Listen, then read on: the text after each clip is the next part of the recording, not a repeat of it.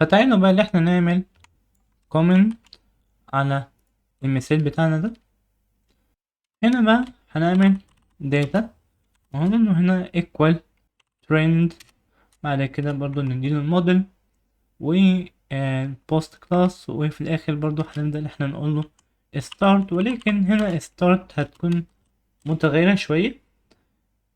هيكون في حاجة هنا اسمها match، والماتش دي هنديلها الاكتف فلتر اللي هو هيكون في يا اما الفلتر بتاعي اللي انا هختاره اللي هو هيكون today last week last month this year، او هيكون في today لو انا مخترتش اي حاجة من الحاجات دي.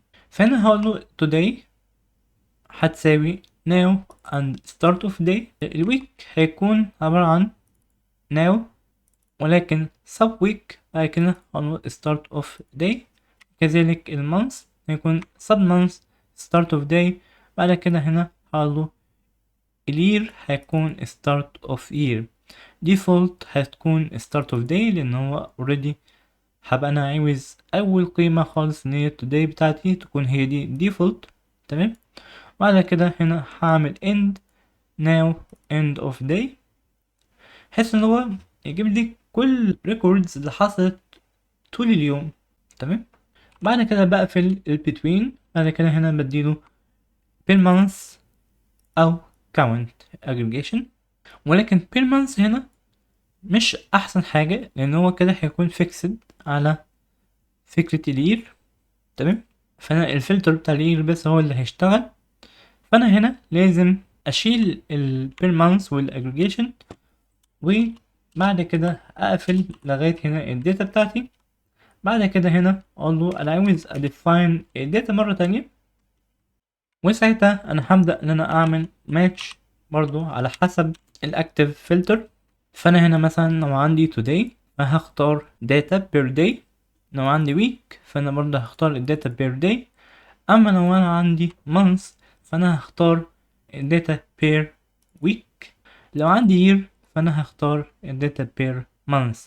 هنا انا ممكن اختار data per day برضه بحيث ان هو يجيب لي 30 يوم بدل ما يجيب لي بس 3 اسابيع او 4 اسابيع، ولكن it depends على حسب اللي انت بتفضله. ده كده بالنسبة لي فكرة البير. فانا كده قدرت ان انا ارجع حاجة مختلفة للداتا. بعد كده هبدأ ان انا اقوله assign لي الداتا تاني، ولكن مع اخر حاجة واللي هتكون الاجريجيت تاني. بعد كده نعمل save، وهنا هنروح نعمل refresh. فزي ما انتم شايفين هو هنا في today اللي هو 2 اكتوبر اللي هو في شهر اكتوبر. انا معرفش بصراحة today ده المفروض هو يكون per day. ممكن هنا نخليه per hour عشان يبين اكتر. نعمل save. لو احنا عملنا refresh مفروض هنا يبان في خلال الساعات بتاعتنا النهاردة حصل 2. وهنا كمان عشان نعدل الموضوع اكتر عاوزين نشيل النيو date and time دي ونخليها بس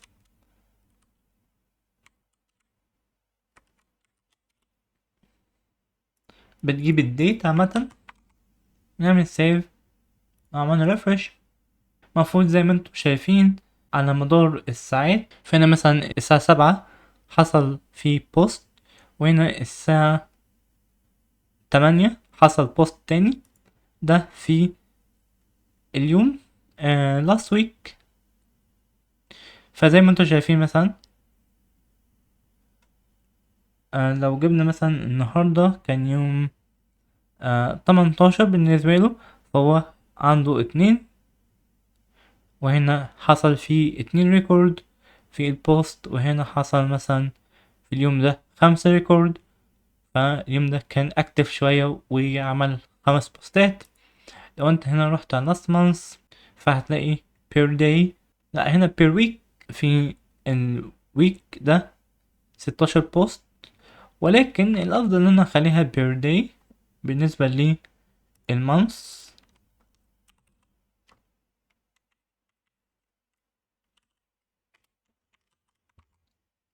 فزي ما انتم شايفين هنا مثلا في يوم 19 قدر ان هو ينشر 1 بوست. في يوم 21 قدر ان هو ينشر 2 بوست، وهكذا. وكمان انت ممكن بقى تبدأ تغير في الليبلز هنا على حسب الماتشنج بتاعك. فهنا مثلا لو اخدنا المثال اللي احنا كنا حاطينه هنا،